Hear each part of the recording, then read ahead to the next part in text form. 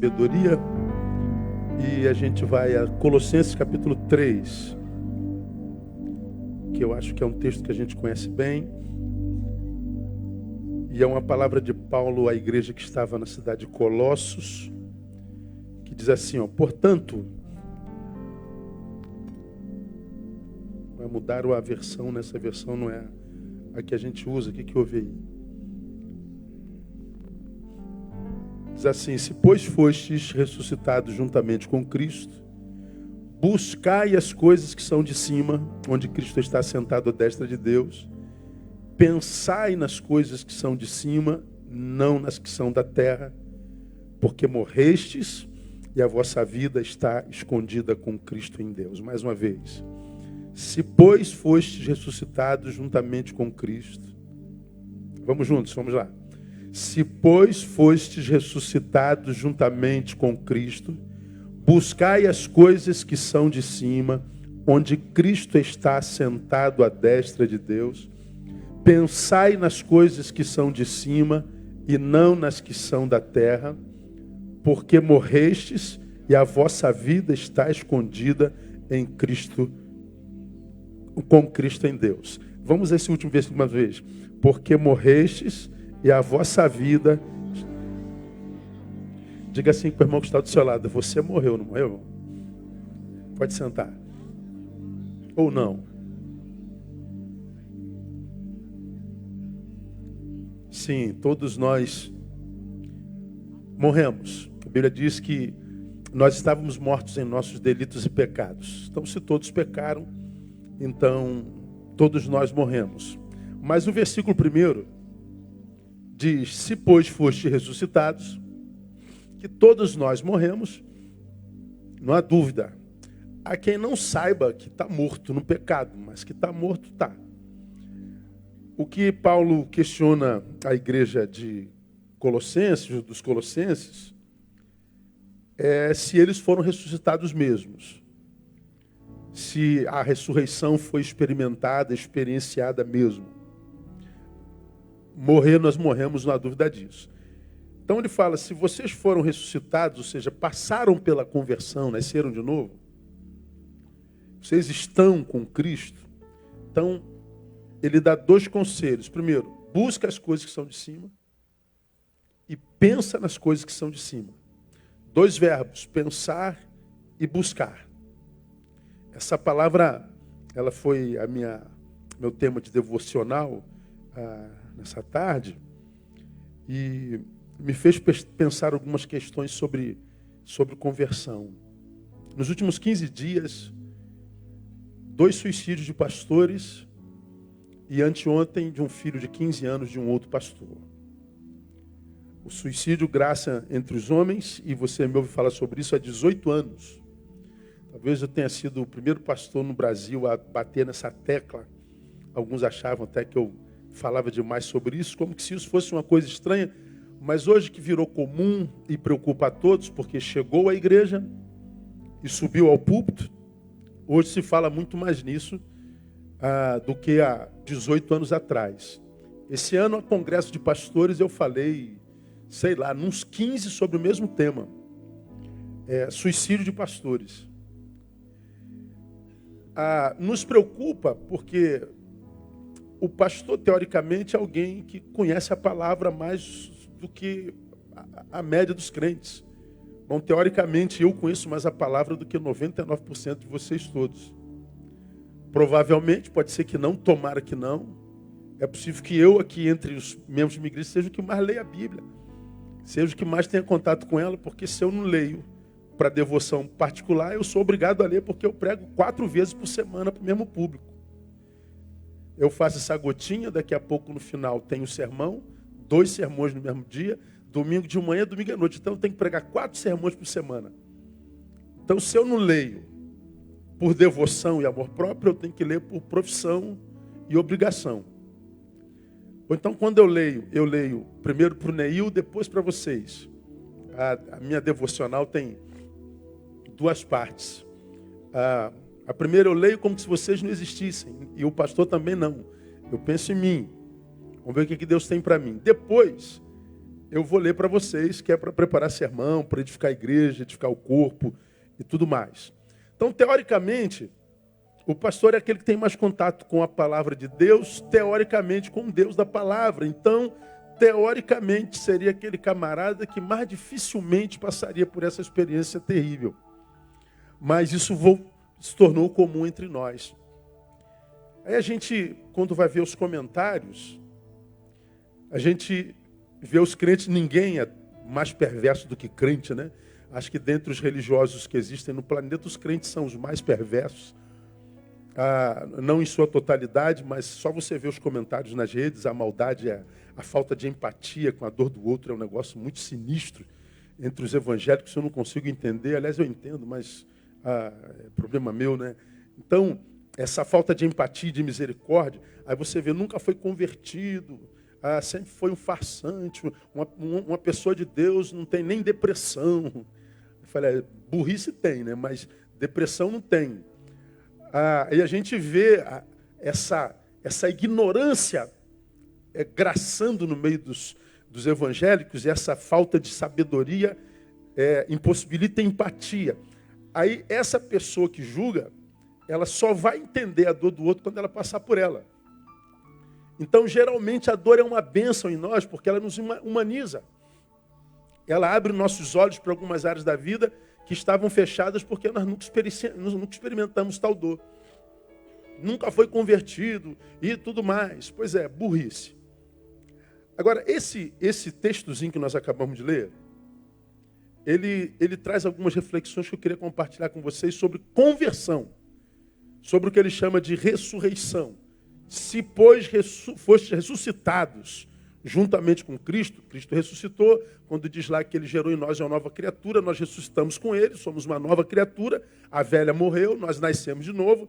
Então, se vocês experimentaram essa ressurreição, se vocês experimentaram essa conversão, busquem o que é do alto, pensem no que é do alto. Então, ele está falando de frutos da conversão. Então, ele está dizendo, conversão, ressurreição verdadeira, primeiro, muda a fonte da nossa alimentação existencial. Se eu passei pela ressurreição espiritual, se eu passei de fato pela conversão, a primeira coisa que acontece em nós é a minha fonte de alimentação existencial muda. Por isso está lá o C, lá na frente lá. Se, como quem diz, se aconteceu de fato, você vai buscar as coisas que são de cima. Por que de cima? Porque você é uma nova criatura. A tua fonte não é mais aqui, embaixo, é em cima. Você se alimenta do que é de lá. Você busca o que é de lá. Por isso, o C. Pois se aconteceu, é nas coisas de cima que se busca alimento para a vida. Por quê, irmão? Porque tudo o que tem aqui é só suplemento. Amigo, suplemento.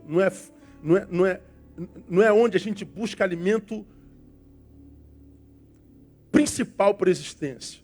Amigo é fundamental. Família, fundamental. Trabalho, fundamental. Alimentação, fundamental. Dinheiro, aparência, tudo isso é importante. Mas pense comigo. Quando a alma geme, quando você está lá na tua dor subjetiva, tuas dúvidas, tuas agonias de alma, quando você está lá no teu quarto, no teu travesseiro, chorando, gemendo, cheio de dúvida, de desânimo, vontade de dar fim. Cara, não tem amigo que possa entrar naquele quarto e entrar na tua alma e dividir a dor. Quando a alma geme, é que a gente percebe que a gente está, como já falei aqui, citando Rousseau, absolutamente sozinhos. E às vezes nós temos pessoas que amamos tanto, e porque amamos tanto, nós as poupamos das nossas angústias. Posso te ajudar, meu amor? Ô meu brother, posso te ajudar? Ô minha ovelha, posso te ajudar? Pastor, posso te ajudar? Mãe, posso te ajudar? Filho, posso te ajudar? Quando é a alma, a gente diz assim, não, ninguém pode me ajudar. Então, toda fonte para a existência daqui de baixo é só suplemento. As fontes aqui de baixo são analgésicas. Elas podem resolver momentaneamente o sintoma, mas ela não resolve definitivamente a essência, a fonte da angústia. Por isso que Paulo está dizendo, se você for ressuscitado, busque as coisas de cima. É de lá que vem. Porque quando a alma aperta, geme, nós estamos sozinhos. E na nossa solidão, quando a nossa alma está gemendo, cara, só Deus. Quando a luz de Deus, na sua misericórdia, vem iluminando as trevas da nossa alma. E quando a gente está com a alma em trevas, a gente não precisa nem necessariamente de um holofote de Deus. A gente só precisa de uma luzinha assim, ó. Só para a gente ter a certeza de que Ele está vendo, que Ele está testemunhando, pelo menos. Porque o que a gente sente quando a alma geme é a vontade de vir Deus no exato momento em que a dor é aguda e arranca de nós. Nunca acontece assim. Porque se a dor chegou à agudeza, ela foi subindo degrau por degrau até chegar na agudeza dela. Então, quase sempre, ela vai descendo degrau por degrau. Ela vai arrefecendo na mesma velocidade com a qual ela foi crescendo. O problema é que quando a gente se percebe, porque a gente não busca as coisas de cima, é que quando ela chegou na agudeza é que a gente acorda. Caraca, como é que eu cheguei aqui? O que eu fiz comigo? Aí gera desespero, perplexidade. Deus arranca logo. Não é assim que Deus trabalha. Deus vai apontar caminhos para o teu retorno. Agora, quem é que consegue o equilíbrio e a paciência e a perseverança para arrefecer a dor lentamente, gradativamente? Aquele que está alimentado pelas coisas do alto. É simples assim. Então, se você imagina ter se convertido um dia, se você tem o discurso de que se converteu, mas você não busca as coisas do alto, pensa mais esse si aí sobre a tua vida, porque precisa melhorar. Precisa melhorar, não é? Então, muda a fonte da nossa alimentação existencial. Segundo, a verdadeira conversão, a ressurreição, exacerba no homem a sua dimensão transcendental. Por quê? Porque eu estou buscando lá. E por que exacerba isso? Porque todos nós temos uma dimensão transcendental, inclusive o ateu que não acredita. Porque você que caminha contra uma humanidade inteira que crê na existência de Deus pela fé, e tem fé que esse Deus não existe, você também é um homem de fé. Como nós já aprendemos, você pode ouvir os mais contundentes intelectuais que se dizem ateus, aí diz assim, prova a existência de Deus. Não tem como. Eu não provo a sua existência. A relação que eu tenho com Ele é experiência subjetiva. E a experiência que eu tive com Ele, ainda assim não prova a existência dele. Agora diga para Ele, prove que Ele não existe. Também não tem como provar que Ele existe. Crer que Ele existe é fé. Crer que Ele não existe é fé também. Um crê na existência, outro crê na inexistência, mas tudo fé. O ateu e o crente são irmãos de fé. É a mesma coisa. A dimensão transcendental está lá. Como diz Strong, né, se eu não me engano, a relação subjetiva e objetiva. Por exemplo, como é que eu sei que eu estou com sede? A fé. A minha fé me leva à fonte da minha necessidade. Como é que eu sei que eu estou com saudade dela? É a distância. Essa saudade me empurra lá. Essa relação do mundo subjetivo com objetivo é fé. A minha necessidade subjetiva me aponta que aquilo que está do mundo objetivo vai saciá-lo. E acontece porque é biológico. Agora, quando é almático, transcendental, metafísico, supra-humano, como você quiser, é só relação de fé. Então nós vivemos por fé. Então a relação transcendente está lá. Agora, quando a gente passa por essa ressurreição, conversão, isso vai ser exacerbado em nós. Por quê? Olha só. Se, pois, foste ressuscitados com Cristo, buscai as coisas que são de cima. Pensai nas coisas que são de Cima. Então pensa bem, cara. Raciocínio. Paulinho, chega aqui. Eu estou em cima, não estou? Você está embaixo, não está? Então, tem uma coisa em cima do Paulinho. Se eu largar essa coisa que está em cima da cabeça do Paulinho, o que acontecerá? Quem já recebeu a revelação do Espírito Santo aí? Se está em cima e largar, vai cair, não vai? Eu não vou fazer isso com o Paulinho, que é gente boa. Ó, segura bem. Está em cima, Paulinho. Eu sou Deus e estou segurando a tua vitória. Vou largar, porque está em cima, ó, caiu. Obrigado. Agora, olha o que o texto está dizendo. Olha isso aqui. As coisas são de cima, mas ele está dizendo aí, você tem que buscar. Mas peraí, você está em cima, tinha que cair em cima de mim, pô. Como que pode estar em cima de mim e eu tenho que buscar? Porque a verdadeira conversão me ensina que não é o céu que vem a mim, sou eu que vou até lá. É busca. Está em cima, devia cair. Não, eu que tenho que buscar. Eu que tenho que aprender a voar nas asas da fé. A conversão exacerbe-se em mim. Eu vou. Eu evoluo. Eu vou além da minha humanidade. Eu vou além da minha geografia. Como a irmã perguntou aqui outro dia, pastor, eu aprendi de onde eu vim, que quando a gente ora, a gente tem que orar só em pensamento, porque se você orar em voz alta, o diabo ouve e intercepta. Diz que você nunca aprendeu isso na sua vida. Que o diabo ouve e pode cortar. Tá certo, pastor? Não, tá não. O poder da oração não está no que você fala, porque a Bíblia diz que Deus sabe o que você vai pedir antes de você abrir a boca.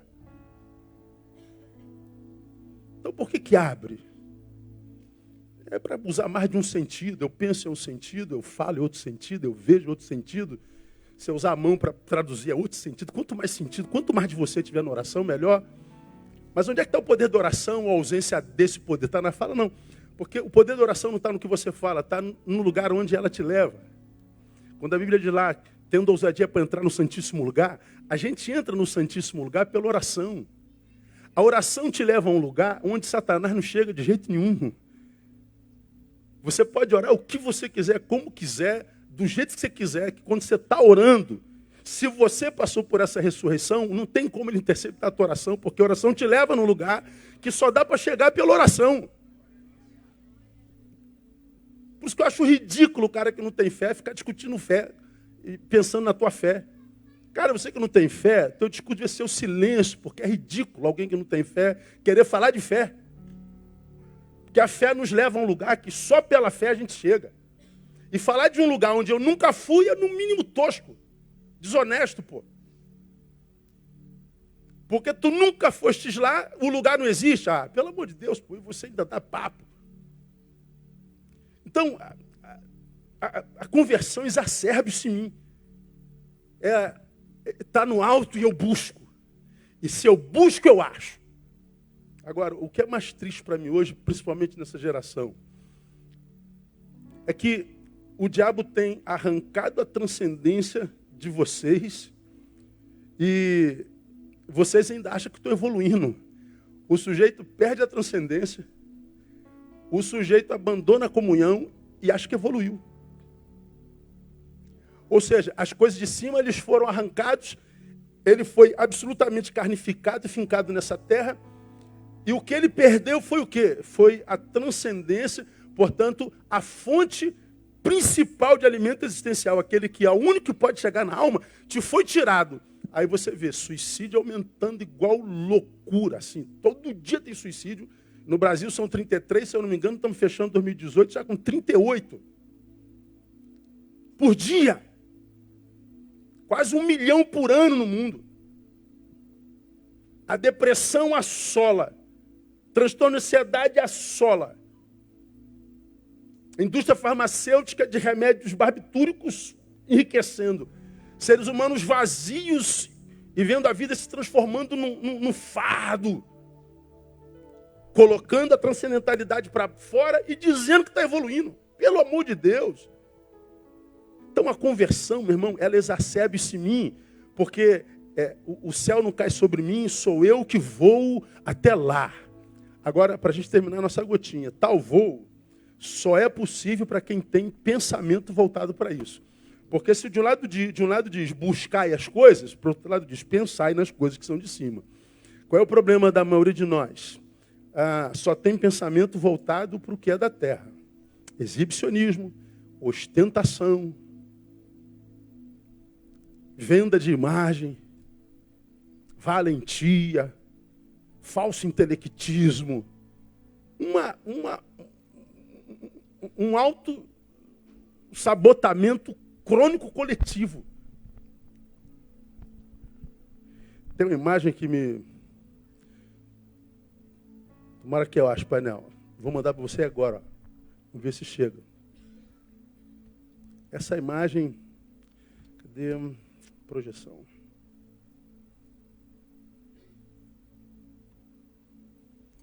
Vê se chegou.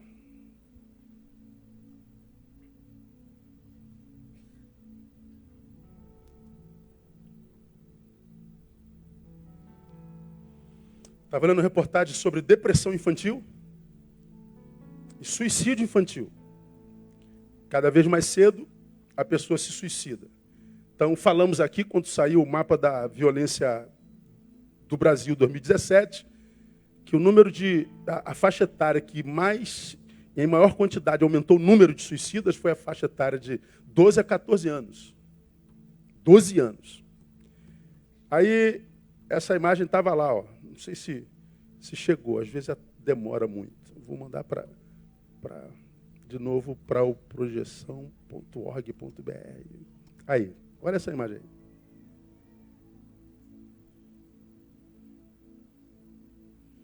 Consegue entender essa imagem? Essa menina,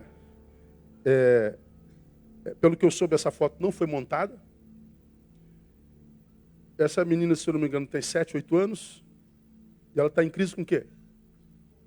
Com a sua imagem.